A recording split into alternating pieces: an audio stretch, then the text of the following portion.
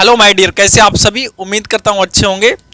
तो आज के वीडियो में हम लोग डिस्कस करेंगे कि किसी नाभिक है हमारा या कोई परमाणु है, उसमें कितने इलेक्ट्रॉन हैं, कितने न्यूट्रॉन हैं, द्रव्यमान संख्या क्या है, परमाणु क्रमांक क्या है। इन सारी चीज़ों पे हम लोग यहाँ पे डिस्कस करने वाले हैं। तो बने रहिए हमारे साथ वीडियो के लास्ट तक। तो आइए समझते हैं। जैसे हमने यहाँ पे किसी परमाणु का नाभिक यहाँ पे दिखाया है, ठीक है। और ए क्या है, जो ए यहाँ लिखा रहेगा आपका, वो होगा आपका द्रव्यमान संख्या। ये क्या होगी, द्रव्यमान संख्या होगी आपकी, ठीक है बेटा। और यहाँ जो लिखा रहेगा उसे बोलेंगे परमाणु क्रमांक, परमाणु क्रमांक, ठीक है बच्चों।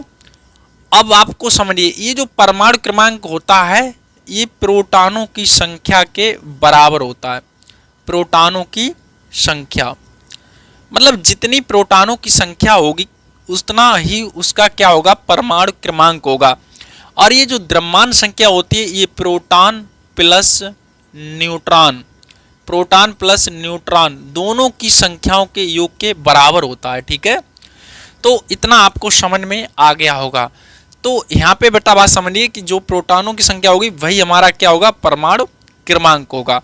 अच्छा, अगर हम द्रव्यमान संख्या से इसे परमाणु क्रमांक को घटाएं, ए माइनस जेड करें, तो हमारा देखिए प्रोटॉन प्लस न्यूट्रॉन दोनों इसमें है और इधर केवल प्रोटॉन है। तो इससे अगर ये घटा देंगे तो क्या बचेगा, न्यूट्रॉन। तो द्रव्यमान संख्या से अगर घटाते हैं हम क्या, परमाणु क्रमांक, तो हमारा बचता है न्यूट्रॉनों की संख्या बचती है, न्यूट्रॉनों की संख्या। आई होप आप चीज़ों को समझ पा रहे होंगे, ठीक है बेटा। तो देखिए यहाँ से चीज़ों को समझिए। देखिए और आपको बताएं बच्चों, अगर किसी नाभिक की बात करें, किसकी, नाभिक की, तो नाभिक में क्या होता है बच्चों, नाभिक में कोई भी इलेक्ट्रॉन नहीं होता। क्या नहीं होता है, नाभिक में इलेक्ट्रॉन नहीं होते हैं, ठीक है। नाभिक में केवल क्या होगा, प्रोटॉन प्लस न्यूट्रॉन होगा। हाँ, अगर आपसे कहे कि जैसे कोई हम आपको दिखा दिया सिंबल और बोलेगा इसके परमाणु में कितने इलेक्ट्रॉन हैं, तो सीधी सी बात है बच्चों, जितने नाभिक में क्या होते हैं, जितने नाभिक में प्रोटॉन होते हैं उतने ही क्या होते हैं, परमाणु में इलेक्ट्रॉन होते हैं। जैसे हमारा कोई परमाणु है और उस परमाणु के भीतर होता है नाभिक, और नाभिक में बेटा क्या होता है, नाभिक में प्रोटॉन प्लस न्यूट्रॉन रहते हैं और इसमें विभिन्न कक्षाओं में, सभी कक्षाओं में इलेक्ट्रॉन क्या होते हैं, चक्कर लगाते रहते हैं। इनमें सभी कक्षाओं में इलेक्ट्रॉन क्या करते हैं, चक्कर लगाते रहते हैं, ठीक है, अपने हिसाब से। तो इतना आप समझिए कि नाभिक में जितने प्रोटॉन होंगे उतने ही इन कक्षाओं, बाहर वाली जो कक्षाएं होंगी उनमें क्या होंगे, इलेक्ट्रॉन होंगे, ठीक है। तो यहाँ पे किसी परमाणु में उतने ही इलेक्ट्रॉन होंगे जितने नाभिक में प्रोटॉनों की संख्या होगी, ठीक। अगर प्रोटॉन की मतलब अगर बात करें कि नाभिक में कितने इलेक्ट्रॉन हैं, तो इसका मतलब ये हुआ कि नाभिक में कोई इलेक्ट्रॉन नहीं होगा, ठीक है। अब जैसे उदाहरण से हम इस चीज़ को समझते हैं बेटा कि हमारे पास क्या है, हमारे पास कोई हीलियम नाभिक है 2He4। ये बच्चों हीलियम नाभिक होता है, इसे ही अल्फा कण बोलते हैं। इसे क्या बोलते हैं, अल्फा कण। तो यहाँ दिख रहा है ये सिंबल आपको, ये क्या दिख रहा है, ये प्रोटोनों की संख्या दिख रही। ये क्या दिख रहा है बेटा आपको, ये प्रोटोनों की संख्या दिख रही। और ये जो 4 क्या है आपका, ये द्रव्यमान संख्या है। और ये दोनों के योग के बराबर है, प्रोटॉन प्लस न्यूट्रॉन के बराबर। अगर इससे ये माइनस कर देंगे तो हमारा यहाँ से बचेंगे दो बचेगा ना, और वो जो 2 होगा वो न्यूट्रॉनों की संख्या के बराबर होगा। तो इस तरह से हम लोग किसी भी नाभिक के बच्चों इलेक्ट्रॉनों की संख्या, मतलब नाभिक में तो इलेक्ट्रॉन 0 होते हैं, अगर परमाणु की बात करेगा तो इलेक्ट्रॉन भी बता पाएंगे हम लोग नाभिक को देख के, क्योंकि उसमें जितने प्रोटॉन होंगे उतने ही इलेक्ट्रॉन होंगे। अगला आता है प्रोटॉन। तो प्रोटॉन तो मतलब जेड के बराबर दिख ही जाएंगे, जैसे इसमें 2 प्रोटॉन है। न्यूट्रॉन बच्चों द्रव्यमान संख्या से इसे माइनस कर देंगे तो हमारे न्यूट्रॉन निकल आएंगे। अगला है हमारा परमाणु क्रमांक। तो जितना बच्चों ये जो दिख रहा है हमारा प्रोटॉनों की संख्या, ये हमारा परमाणु क्रमांक है, वो तो सीधा दिख जाएगा हमें। द्रव्यमान संख्या भी हमें सीधी दिख जाएगी, ठीक है। तो अब हम बढ़ते हैं अपने आगे क्वेश्चन की ओर, ठीक है। 24 है और उसका परमाणु क्रमांक कितना है, 11 है। तो हमें इलेक्ट्रॉन बताने हैं, प्रोटॉन बताने और न्यूट्रॉन बताने, ठीक है। अभी जैसा कि हमने आपको बताया बेटा कि जी हमारा दिया है परमाणु क्रमांक।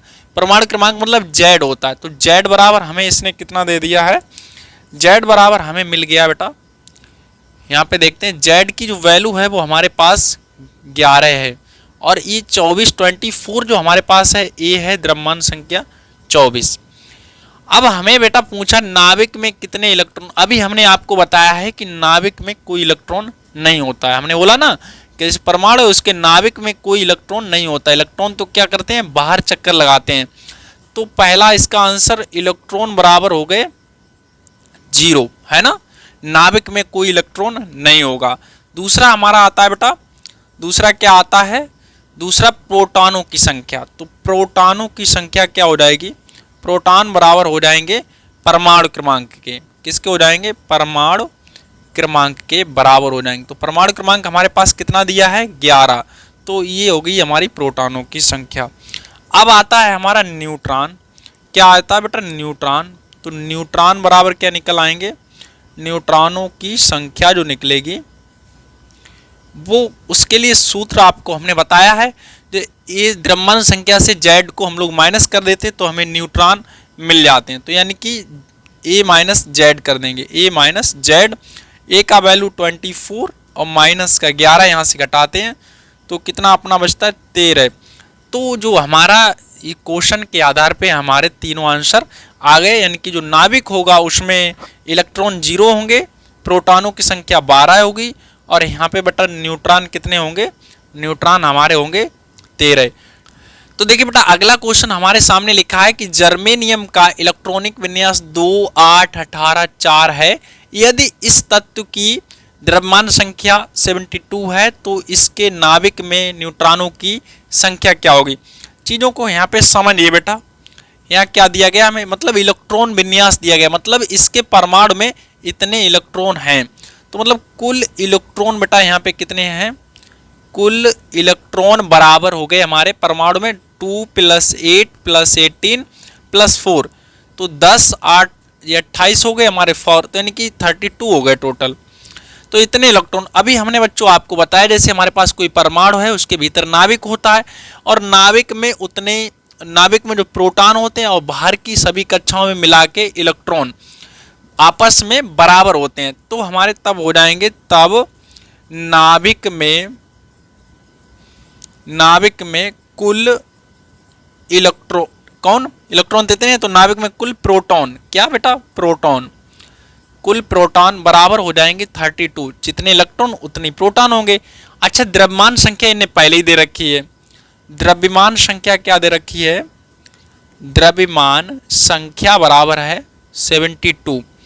बेटा अगर द्रव्यमान संख्या से अगर हम क्या घटा दें, जेड घटा दें, मतलब द्रव्यमान संख्या से परमाणु क्रमांक, अगर परमाणु क्रमांक का मतलब प्रोटॉनों की संख्या, तो अगर हम इससे ये घटा दें, द्रव्यमान संख्या से प्रोटॉन घटा दें, तो क्या बचते हैं, हमारे न्यूट्रॉन बचेंगे। ठीक है, तो यहाँ से हमें वही पूछ रहा है, न्यूट्रॉनों की संख्या। तब नाभिक में न्यूट्रॉनों की संख्या बराबर, न्यूट्रॉनों की संख्या बराबर क्या हो जाएगी, 72 - 32 घटाइए बेटा, यहाँ पे 40 न्यूट्रॉन निकल के आ जाएंगे। ठीक है, अब की क्वेश्चन को देखो बेटा, इस क्वेश्चन को थोड़ा समझने की कोशिश करिए। यहाँ कह रहा है कोई परमाणु जिसे ZXA द्वारा प्रदर्शित किया जाता है, जो n अल्फा कण उत्सर्जित करता है, इसके पश्चात इसमें कितने प्रोटॉन शेष रह जाएंगे तथा नया परमाणु क्रमांक क्या होगा। देखिए हमारे पास बेटा इस तरह से परमाणु को यहाँ पे दिखाया गया है। ठीक है, अब इसमें से देखिए बेटा अल्फा कण निकल गए, कितने, n अल्फा कण यहाँ से निकल गए हैं। अल्फा कण होता है 2He4 होता है ना, तो n अल्फा कण यहाँ से बेटा निकले हैं। देखिए बात समझिए, अब यहाँ बचेगा क्या, अगर एक अल्फा कण जाता तो Z-2 होता, 2 अल्फा कण जाते तो Z-4 होता है, 3 जाते Z-6 होता, n गया है तो इसका मल्टीप्लाई होगा ना, तो यहाँ बचेगा Z-2n बचेगा। ठीक है, और इसी तरह से यहाँ पे कम हो जाएगी द्रव्यमान संख्या इनकी, तो ये कितने के बराबर हो जाएगी, ये बेटा A-4n के बराबर हो जाएगी, है ना। तो इस तरह से हमारा जो लास्ट में फाइनली परमाणु ये बचा है। अब इस परमाणु में पूछ रहा है प्रोटॉनों की संख्या क्या है, किसकी बेटा, प्रोटॉनों की संख्या क्या है। तो आपको दिख रही होगी जी प्रोटॉनों की संख्या आ गई यहाँ पे।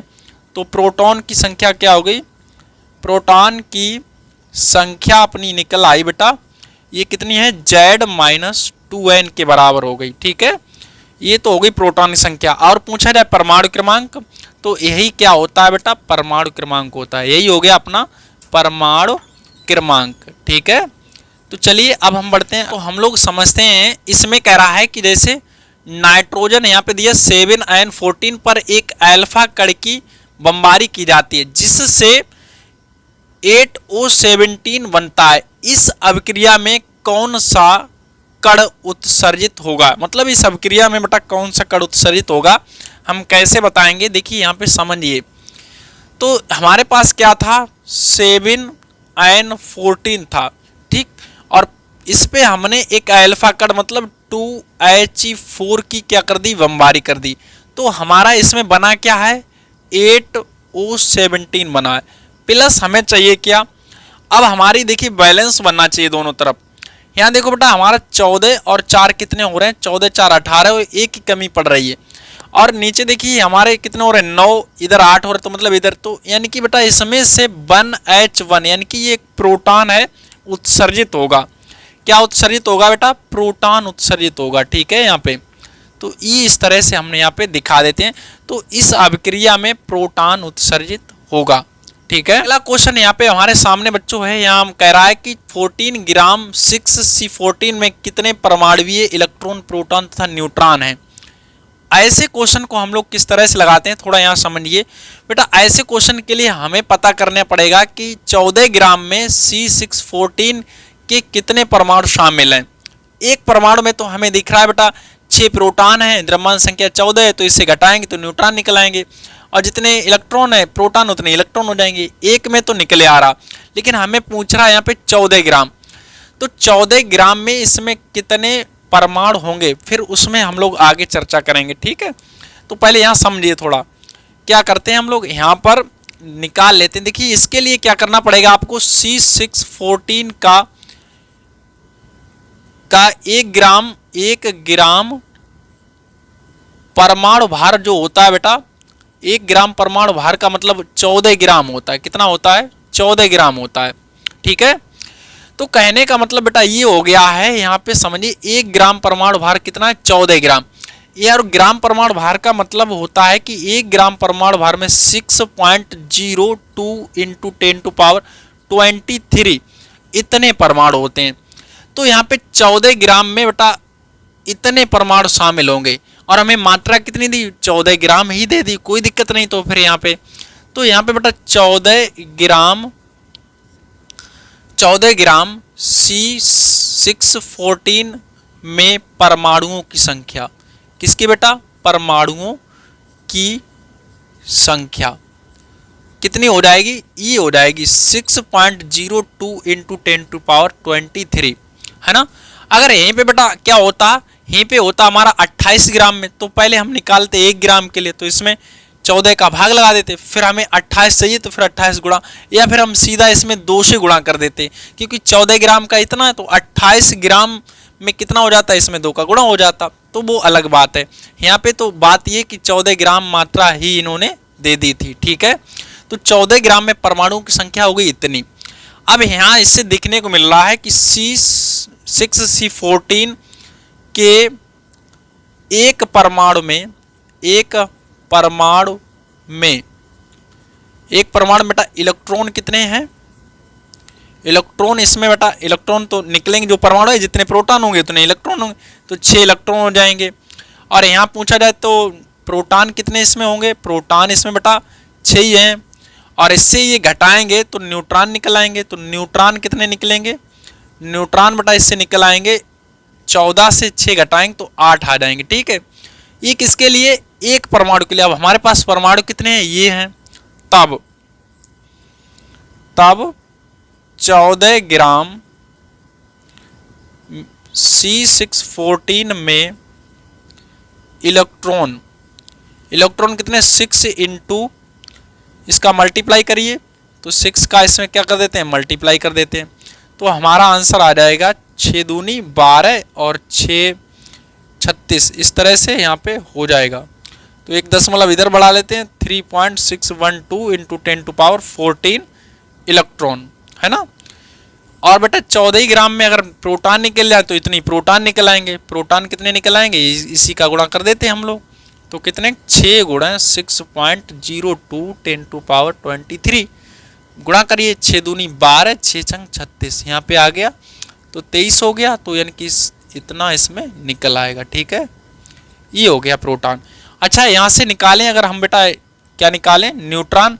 तो न्यूट्रॉन में 8 का गुणा इसमें कर देंगे तो न्यूट्रॉन कितने निकलेंगे, 8 × 6.02 × 10⁻23। इसे सॉल्व कर लेना अपना, आपका आंसर आ जाएगा। ठीक है।